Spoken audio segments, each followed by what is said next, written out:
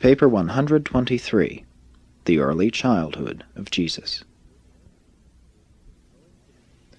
Owing to the uncertainties and anxieties of their sojourn in Bethlehem, Mary did not wean the babe until they had arrived safely in Alexandria, where the family was able to settle down to a normal life. They lived with kinsfolk, and Joseph was well able to support his family as he secured work shortly after their arrival.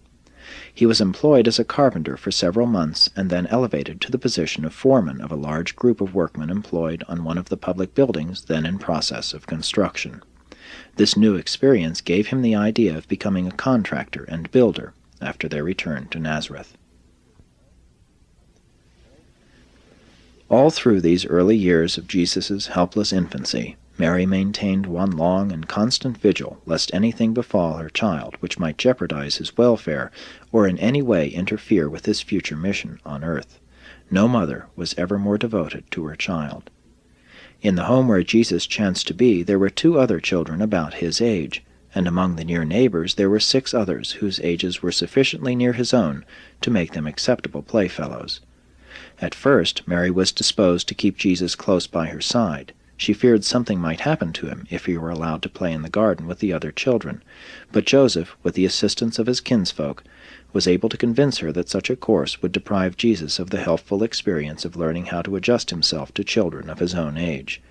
And Mary, realizing that such a program of undue sheltering and unusual protection might tend to make him self-conscious and somewhat self-centered, finally gave assent to the plan of permitting the child of promise to grow up just like any other child. And though she was obedient to this decision, she made it her business always to be on watch while the little folks were at play about the house or in the garden. Only an affectionate mother can know the burden that Mary carried in her heart for the safety of her son during these years of his infancy and early childhood. Throughout the 2 years of their sojourn at Alexandria, Jesus enjoyed good health and continued to grow normally. Aside from a few friends and relatives, no one was told about Jesus' being a child of promise.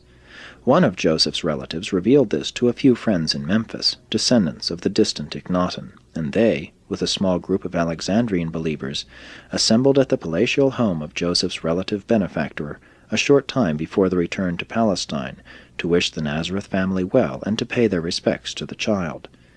On this occasion the assembled friends presented Jesus with a complete copy of the Greek translation of the Hebrew Scriptures. But this copy of the Jewish sacred writings was not placed in Joseph's hands until both he and Mary had finally declined the invitation of their Memphis and Alexandrian friends to remain in Egypt. These believers insisted that the child of destiny would be able to exert a far greater world influence as a resident of Alexandria than of any designated place in Palestine. These persuasions delayed their departure for Palestine for some time after they received the news of Herod's death.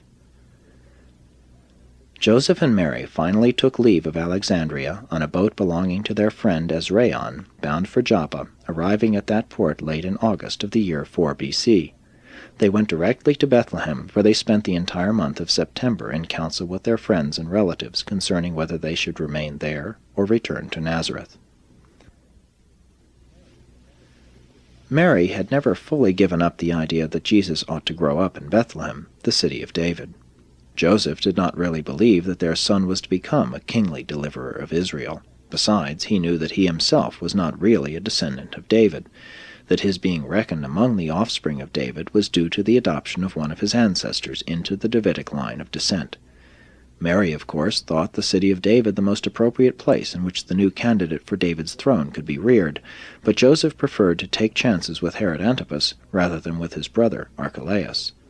He entertained great fears for the child's safety in Bethlehem or in any other city in Judea, and surmised that Archelaus would be more likely to pursue the menacing policies of his father Herod than would Antipas in Galilee. And besides all these reasons, Joseph was outspoken in his preference for Galilee as a better place in which to rear and educate the child, but it required 3 weeks to overcome Mary's objections. By the 1st of October, Joseph had convinced Mary and all their friends that it was best for them to return to Nazareth. Accordingly, early in October 4 B.C., they departed from Bethlehem for Nazareth, going by way of Lydda and Scythopolis. They started out early one Sunday morning, Mary and the child riding on their newly acquired beast of burden, while Joseph and 5 accompanying kinsmen proceeded on foot. Joseph's relatives refused to permit them to make the trip to Nazareth alone. They feared to go to Galilee by Jerusalem and the Jordan Valley, and the western routes were not altogether safe for 2 lone travelers with a child of tender years. 1. Back in Nazareth. On the 4th day of the journey, the party reached its destination in safety. They arrived unannounced at the Nazareth home, which had been occupied for more than 3 years by one of Joseph's married brothers, who was indeed surprised to see them. So quietly had they gone about their business that neither the family of Joseph nor that of Mary knew that they had even left Alexandria. The next day Joseph's brother moved his family, and Mary, for the first time since Jesus' birth, settled down with her little family to enjoy life in their own home. In less than a week, Joseph secured work as a carpenter, and they were supremely happy.